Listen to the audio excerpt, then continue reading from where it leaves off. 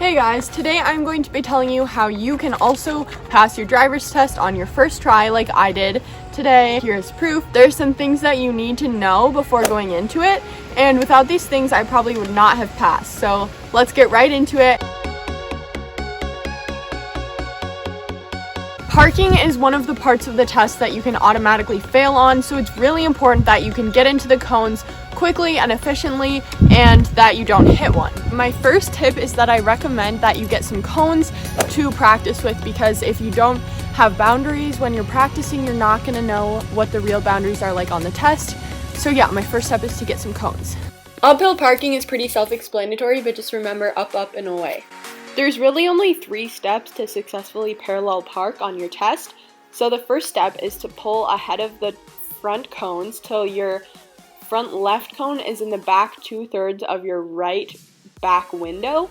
And then you're going to turn your wheel all the way to the right and turn to a 45-degree angle from your starting point. And then after you do that, you're going to straighten your wheels and then pull straight back until your front of your car is equal with or slightly behind the front left cone. And then you're going to stop and turn your wheel all of the way to the left and just slowly back into the parking spot until you see the back cones in your mirrors. Also, remember to use signals to signal into the parking spots and use your signal to smog out as well.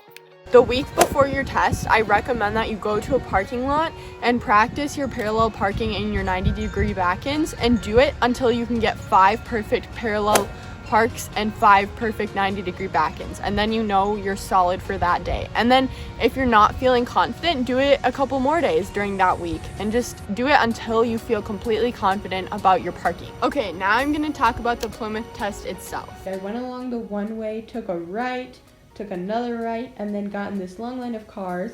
And then once you check in with the people, you either go here if you have a walk-in or you go here if you have an appointment. And I'm pretty sure I was in lane 6 this morning.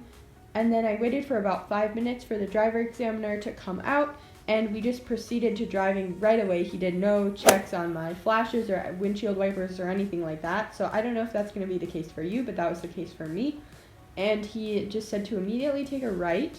So I immediately took a right out of the parking lot, and then he said to take another right, but make sure that there's a stoplight here and it has to be green before you can go. So make sure it's green, and then you take a right, and then he said to take another right. And then this is another tricky part. So on a one-way, you always want to turn into the closest lane, but there were people sitting here, so I turned into the second closest lane and continued on.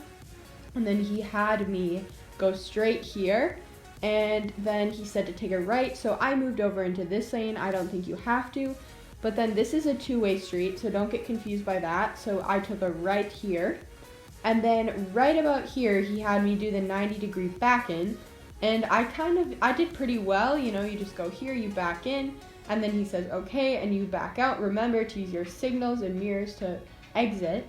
And then I continued on straight, and then right about here, I think, there is a parallel parking. So I did my parallel parking, pulled up, backed in, good, and then I came back out. And then make sure you're signaling still on all of these turns because they're uncontrolled intersections. And then you're gonna go straight, and I did my hill parking right here under that tree.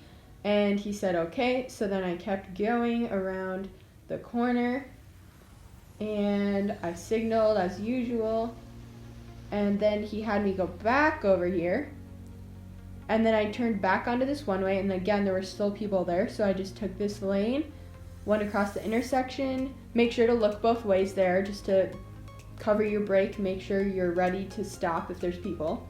And then this time he said to take a left, so I had to make sure I moved over to this lane at least, and I moved over to this lane. Now remember, this is a 2-way.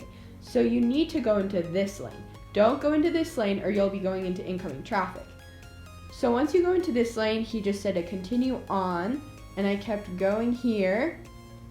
And then this part of the test was closed, so I didn't go there that day. And then I used my signal again, and then back onto the one-way.